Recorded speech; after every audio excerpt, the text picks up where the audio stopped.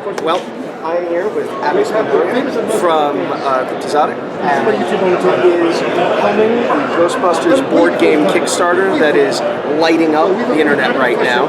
And thanks for taking a second to talk with us. I guess if I had to ask a single question, what is it about this IP that is making the game make itself? Because that's what it feels like. It feels like this is just, I'm sure there's a lot of hard work going on the back end, but it feels like a natural fit. You know, as a kid of the 80s myself, okay, well, there's the answer. But there's, there is something about Ghostbusters that it's way more than the collective sum of a couple of movies and a couple of comic books. It just gets into the DNA of people, and I don't know if they just did such an amazing job of world building, almost without you even knowing it when you're watching the movie. But when they throw away references to like Spade's catalog, and they reference Tobin's Spirit Guide, people have taken that and run with it beyond the scope of just the film.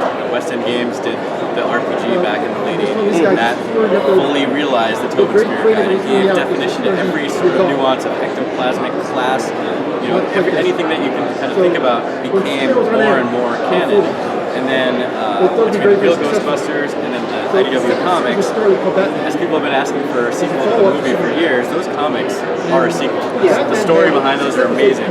The writer of those speaks the voice of those characters that you can hear it when you read it. And so people have not really been left without this IP. Like they've been continuing it without everybody else really knowing it. And so the people that have been kind of championing keeping it alive, they've been kind of rewarded with awesome product too. But one thing that they haven't had since the 80s was a real Ghostbusters board game. And so it's what we do.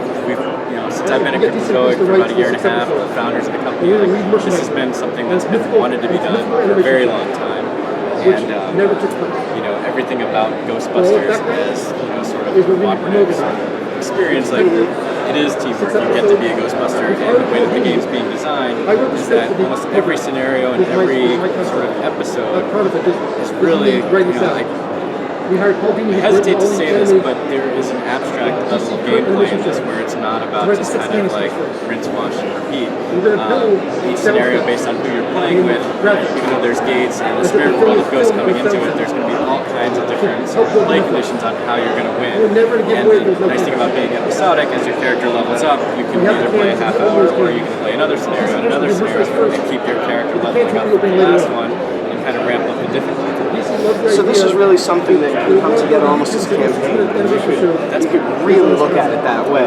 That's how it's being designed. Is you can play you can start at any point of it, or you can go from the first scenario all the way through. And are the scenarios in there a combination of original content and rehashing some classic moments? I mean, it's a combination. It's both. It's a combination.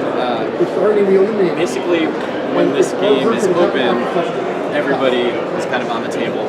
They're running this. There's something I can't divulge right now that explains why that is, but hopefully that'll come together as the campaign comes along. It'll have to do with a laser grid. It's possible. And the other thing is Sony has been incredibly gracious with this project in allowing us to have pull from content of the comics, the cartoon, and even the toy lines, because if you're going to have multiple ghosts, a lot of the ghosts are individuals that have personality. So to have, from the toy line having the galloping bull, you didn't so much have a backstory, so there can be numerous galloping bulls running around in gruesome twos-and things, kind of help us to just have kind of like class 1 and class 2 ghosts. And then, of course, characters we know, like Slimer and Stay Puft, they kind of come in and it's kind of special when they're on the scene. That actually answers a question that I didn't know if I should ask or not. I was going to ask how it was working on an IP that is both very much a classic, very, very much part of people of our generation, our entertainment DNA, but in some ways new to a lot of people. They're going to be players who this game will be their first exposure to the Ghostbusters, as it's sort of a resurgence of a theme. And it's got to be exciting to work on this IP for that sort of unique reason. Well, what's really exciting about it to me is my age, and I don't want to age myself, but when a 30th anniversary comes around, and 25 to 30, that's a really special number, because if you were 10 years old into something, 25 years later, there's basically three prongs that can come of that. You're either re-getting the thing that you used to be into when you were young and maybe lost it, getting something you always wanted but never did, or now introducing something you really love to your children. So when you're 25 years later from 10, you may be 35 and now your kids are coming of age that you can introduce it to. And something that's been really excited on the Kickstarter kind of common thread is, we have our playtesting, we have our community on how we develop the game, but now we have thousands of people we're interacting with that, they're making suggestions, we're kind of listening. We hear people talk about how they can't wait to play it with their 8-year-old who already now loves the movie, and that's exactly why we're making it, because we really want to evangelize this hobby gaming in a way that when we were at Gen Con, we're preaching to the choir. They're indoctrinated, they get it. They're gonna, if we don't put the information out, they're gonna go seek it. But there's 350 million people in this country alone that still haven't even heard of the flagship hobby games that are really making waves in the community. So when you put something they're passionate about, that's a way for a hobby gamer to get somebody else to the table for their first experience, and then open up this amazing world that all the other amazing publishers are doing things with. And we want to be that to basically help spread that word. So, is the gameplay, in your mind, entry level? Is it a little above that? As far as minis games go, it's probably more on the lighter side, but the reason we're adding things like Impossible Mode is to ramp up the difficulty for the more ardent and veteran players.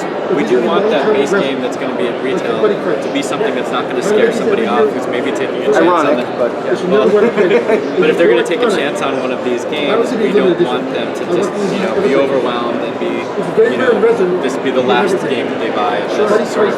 At the same time, we do want the people who have been playing hobby games for their entire life to have something that they can dig their teeth into, and that's why the scale of the difficulty is sort of in there that they can really ramp it up. And the cooperative gameplay really speaks to that idea, because if you've got one expert at the table and two people who don't know hobby games, they're not just being thrashed by the veteran of the game, they're being brought along.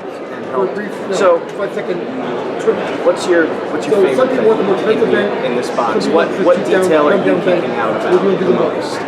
Working with the game devs,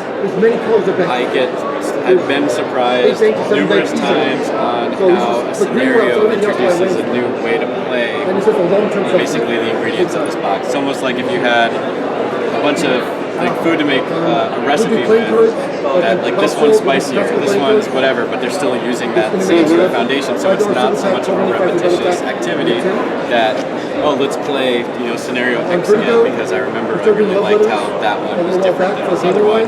Or it's almost like who you're playing with, you can almost know their personality, which one you think they might like better too.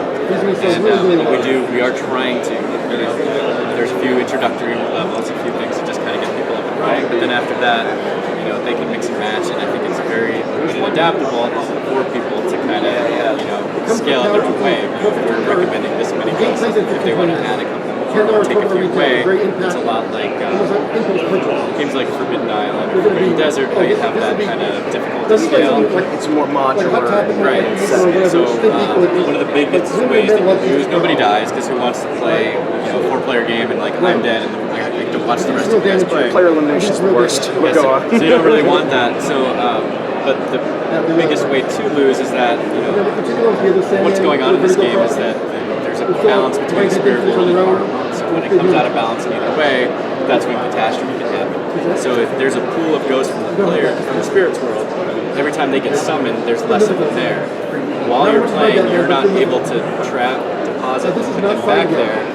You have to pull one out of the spirit world and they're not available to be pulled, it's game over, you lose. So that's where the sense of urgency can come in. And so based on how many ghosts are in that pool, that's where your automatic difficulty can be changed. So if you're playing with more novice people, you can add more ghosts to that pool because that's going to give you a little bit more leeway, a little more flexibility. But if you limit that, really limit that, you could really shorten the game or at least make it way more difficult to kind of figure out that. It sounds like you guys are really thinking about both the mainstay hardcore hobby gamers and the folks who this will be their first hobby game. We hope so. I mean, that sounds really cool. It's not the easiest line to toe because it's pretty easy to say like, yeah, we're going to make a crazy hard game.